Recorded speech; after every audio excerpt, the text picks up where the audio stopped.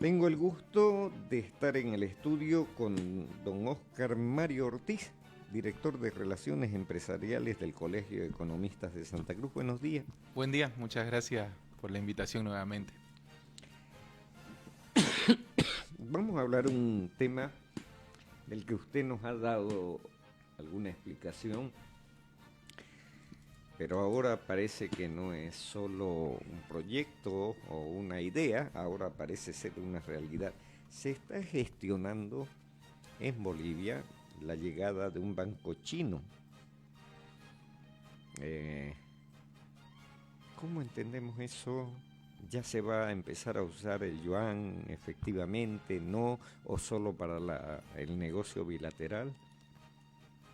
Bueno, hablando específicamente de la posibilidad de que abra un banco chino en Bolivia, lógicamente lo pueden hacer, o sea, si cumplen con toda la legislación pertinente, se puede tranquilamente abrirlo. Ahora, en el tema de que es lo que está publicitándose mucho, el uso de yuan, que el propio Banco Unión ya ahora permite que uno compre yuanes o haga transacciones con yuanes, se tiene que ir a la base teórica de todo esto. En realidad tenemos que pensar por qué las personas demandamos dinero, ¿no? Y la teoría, y lo mismo cuando hablamos de cualquier moneda, la teoría te dice que hay tres motivos por los que las personas demandamos dinero. Que una es transacción, otra es reserva de valor y otra es como unidad de cuenta. Pensar de que podamos utilizar para nuestra economía del día a día el yuan se tiene que dar por orden espontáneo. En realidad las monedas aparecen y se utilizan por orden espontáneo. Entonces, habría que preguntarse, ¿los bolivianos estamos dispuestos a ahorrar, es decir, como reserva de valor tener yuanes? Yo creería que hoy por hoy no lo haríamos. Seguiríamos escogiendo probablemente el dólar, ¿no? Y no sé si el boliviano o el yuan en función de cuál pensemos que es más fuerte. Pero en principio escogeríamos probablemente el dólar como reserva de valor. Ahora, para transacción del día a día, quizás lo haríamos si es que está la disponibilidad y como lo hacemos con el boliviano, ¿no? Que lo tenemos a disponibilidad y hacemos transacciones del día a día. Pero en general, como reserva de valor, seguimos prefiriendo el dólar. Es decir, no cumple las tres. Y la última, que sería para unidad de cuenta, bueno, podríamos tener algunos precios en dólares, como es que tenemos. Los de los activos principales los tenemos en dólares, es decir, las casas hablamos en dólares, los vehículos hablamos en dólares, le damos valores en dólares. Pero los del día a día, qué sé yo, comprar un litro de leche por ahí, podría estar hasta en yuanes, como es que está en boliviano. Es decir, no se llega a cumplir los tres motivos de demanda para que la moneda circule totalmente y sea la preponderante en nuestra economía. Ahora, lógicamente, que en este proceso que estamos viviendo en Bolivia, de que estamos buscando cómo la presión hacia la demanda de dólares baje, para el comercio internacional con China sí se vuelve una posibilidad, ya que, lógicamente, a las empresas chinas no les molesta que le pagues en dólares o en yuanes, porque a ellos les van a ser útiles.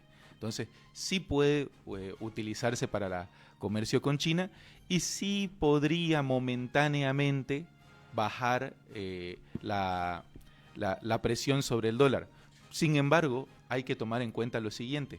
Nosotros, nuestra balanza comercial, es decir, nuestra relación comercial con China es deficitaria. ¿Esto qué quiere decir? Que importamos más de lo que le exportamos a China. Entonces, ¿qué sucede? ¿Qué quiere decir? Que nosotros necesitamos más yuanes que ellos bolivianos, ¿ya? Porque cuando yo importo desde China, yo le puedo pagar en dólares o en yuanes. Y cuando ellos importan hacia China desde Bolivia, nos pueden pagar en dólares o en bolivianos. Son las monedas que aceptamos. Entonces, al estar deficitaria siempre hay una falta de yuanes. ¿Cómo los conseguís esos yuanes extra? Tenés que irte a tenedores de yuanes. ¿Y en qué moneda le vas a pagar? En dólares probablemente, porque esos tenedores de yuanes pueden estar fuera del país y van a preferir recibir dólares, no bolivianos. Entonces, al final del día sí termina bajando la presión sobre los dólares coyunturalmente, ¿ya? Va a haber menos presión, pero en el largo plazo la relación sigue siendo negativa y es una medida coyuntural. Lo que sí no se puede saber en el futuro es que el yuan sea la moneda preponderante. Puede llegar a ocurrir, pero no es en el corto plazo, eso es en el largo plazo. El yuan lo podríamos utilizar en una sola dirección, digamos. Bolivia, Chile, Bolivia, China, China, Bolivia. Pero para todo el comercio exterior que nos rodea, lo preponderante es el dólar. Exactamente, en realidad ahí viene la situación de ver el fondo, no solamente la transacción con China, sino pensar si realmente se puede convertir en una moneda de elección general, ¿no? Y la realidad es que la relación con China podemos tenerla en yuanes, se lo puede hacer, pero es difícil implementar lo mismo a varios países. Claro, el gobierno también ha estado en foros internacionales instando que en Latinoamérica se empiece a utilizar el yuan y se empiece a abandonar el dólar. Hay esa idea, que puede ser que algún país, qué sé yo, digamos Venezuela, decida utilizar el yuan y también nos acepte pagos en yuanes, ¿no? Sí, pero sigue siendo lo mismo, habría que ver en el fondo cuál es la demanda real que existe y si realmente tenemos la capacidad de traer yuanes, que la única manera de tener más yuanes es que nosotros tuviéramos una balanza positiva de comercio exterior con China, que no la tenemos. Otra manera, que es un poco más técnica, y que, bueno, la estaba comentando el licenciado Jaime Dunn específicamente, él dice, es a través de un swap, ¿no? Un swap con China, que lo hacen entre bancos centrales. La palabra swap significa intercambio. Es un acuerdo en el que se dice que X cantidad de yuanes se depositan en el Banco Central y Bolivia le entrega una X cantidad similar de boliviano a un tipo de cambio establecido y los guardan, y eso tiene un tiempo, ya pongámosle 10 años, ese swap, 10 años y una tasa de interés, ¿ya? Entonces podés tener yuanes del Banco Central y podría meterlos en la economía boliviana, cosa que podrías hacer transacciones ya con Venezuela, digamos que Venezuela aceptara yuanes, y con la propia China, ¿no? Uh-huh. En ese sentido. Y se hace por tramos, ¿no? Y además que también esos yuanes no es que son de libre disponibilidad cuando haces el swap, sino que tienen que ser autorizados su uso por la China. Tiene esas características. Pero de esa manera podrías introducir más yuanes para este tipo de intercambios. ¿Qué problema también tiene en el largo plazo? Lo pongo de esta manera para hacerlo numéricamente sencillo. Digamos que el swap es de 1.000 millones de yuanes y el tipo de cambio es 1 por 1. Nosotros le damos 1.000 millones de bolivianos. Y nosotros tenemos una balanza comercial negativa, que la tenemos negativa con China, pero digamos que fuera de 100 millones de yuanes al año. Y justo dura 10 años. Es decir, que esos 1.000 millones se van a ir yendo 100 al año. Y cuando termine el swap, igual yo tengo que devolverle a China sus 1.000 millones de yuanes, que ya no los voy a tener, porque los utilicé en el comercio. Entonces voy a tener que ir a salir a buscar dólares que me permitan comprar, digamos que Venezuela tenga guardado yuanes, a Venezuela esos yuanes para poder devolverlos.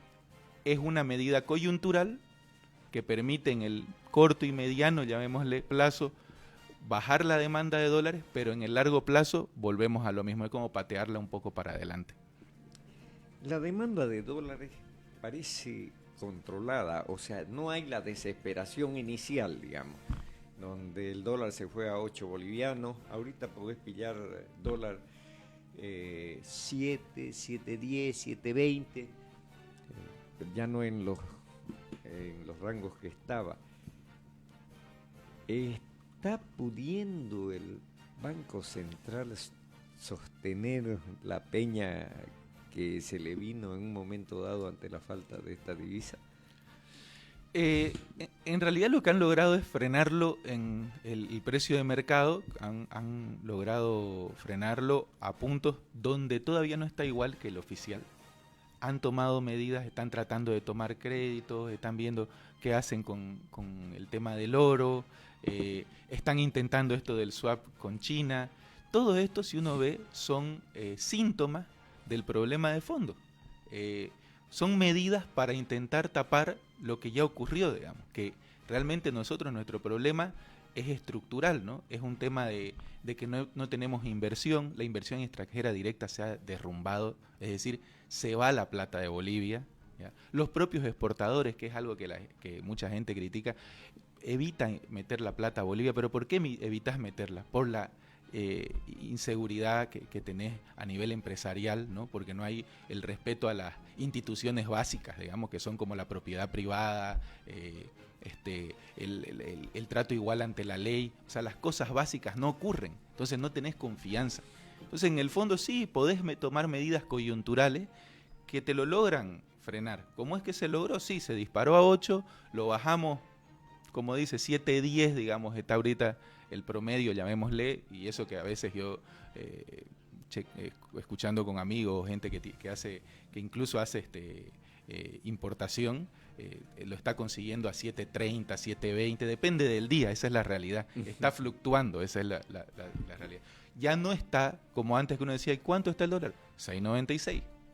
No está así. Entonces, habla de que están buscando medidas para sostenerlo, y de todos lados de ese cuenta, ¿no? Entonces, lógicamente, si se lograra, por ejemplo, un préstamo del exterior grande, ya sea de yuanes o de dólares, ¿ya? Principalmente dólares en realidad, podríamos sostenerlo y capaz que baja nuevamente hasta 6.96, pero hay que tomar en cuenta que los préstamos de hoy día, si no tenés la capacidad de pago, que ese es el problema de Bolivia en el largo plazo, son problemas para mañana. O sea, hipotecamos la casa por ahí para nuestros nietos, nuestros hijos, eso es lo que hacemos. Y porque el problema es más de fondo, como digo, el tema de respeto a las instituciones y el hecho de tener una legislación que permita la inversión privada para el crecimiento realmente de la economía. Hoy por hoy estamos buscando parches, esa es la realidad. ¿Cómo está usted, que maneja datos económicos permanentemente, cómo está el precio del dólar, el precio del petróleo afuera? ¿Está más alto, está más bajo? ¿En qué medida nos va a afectar? En realidad se está manteniendo alrededor de $80 el precio del petróleo por el barril, o sea, no es un precio que sea bajo, es un precio normal, llamémosle. El tema para Bolivia es bastante particular, ¿no? Y hacer el número exacto es complicado, en el sentido que cuando baja el petróleo para nosotros es bueno, porque como importamos tanto combustible, y baja el combustible a nivel internacional, quiere decir que esa importación tiene menor costo. Sin embargo, también nos perjudica en el sentido de nuestras exportaciones, del precio del gas.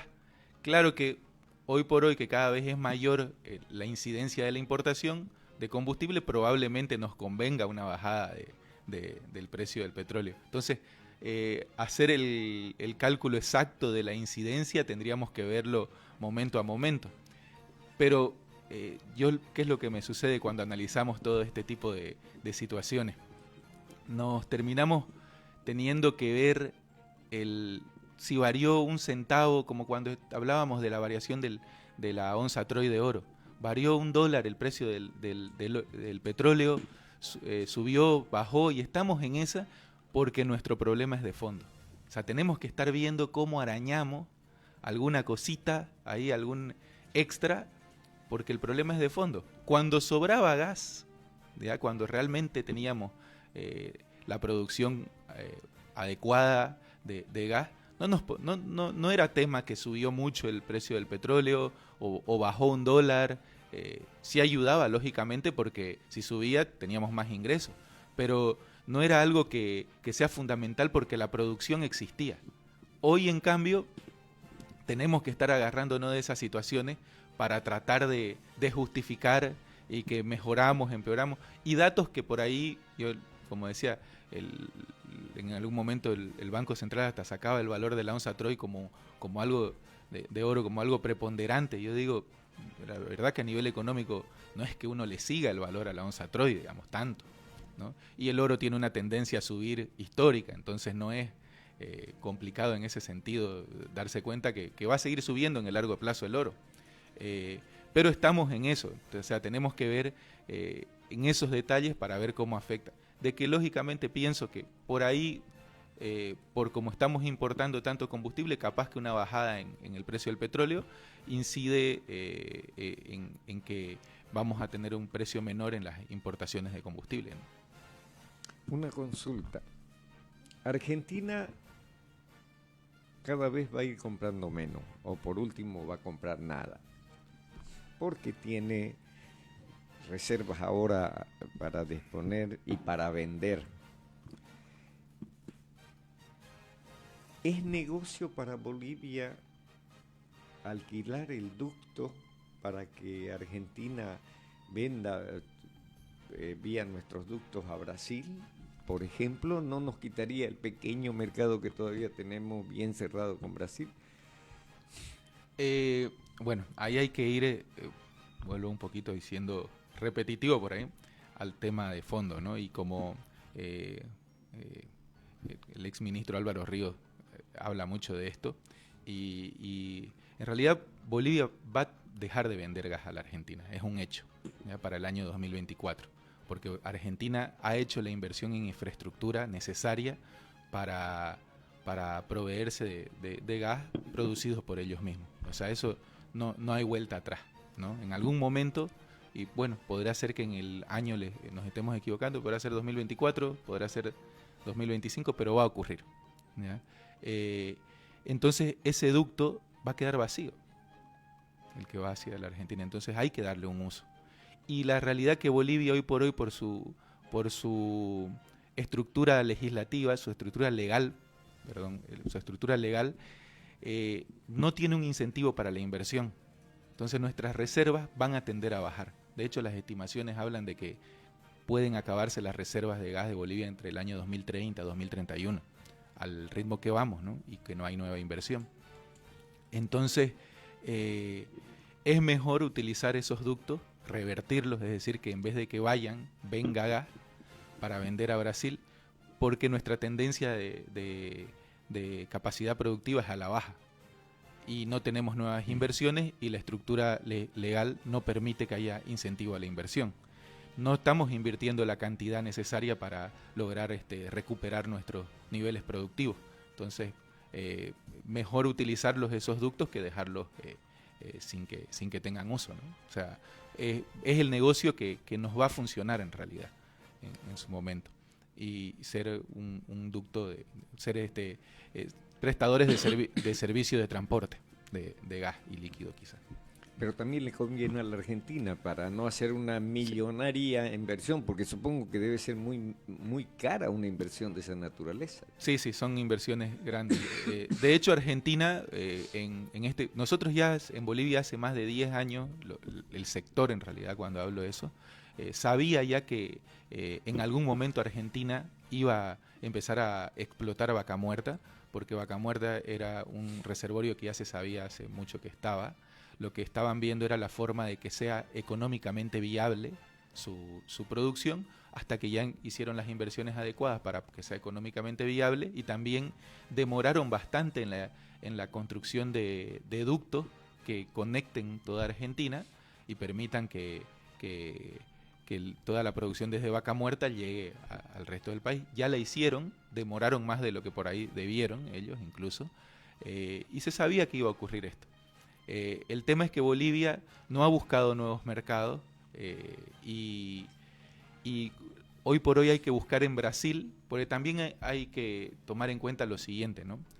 Para hacer una inversión también tenés que tener mercado, es decir, y haciéndolo sencillo, yo no pondría una venta de empanadas si nadie me va a comprar, en un lugar donde no pasa nadie. Lo mismo pasa con la inversión en otra escala, lógicamente, de hidrocarburos. ¿Por qué invertiría si no tengo mercado? Ya Argentina no va a ser mercado, se autosustenta. Tiene que ser que nosotros lograríamos producir más barato, cosa que no es así, que ellos.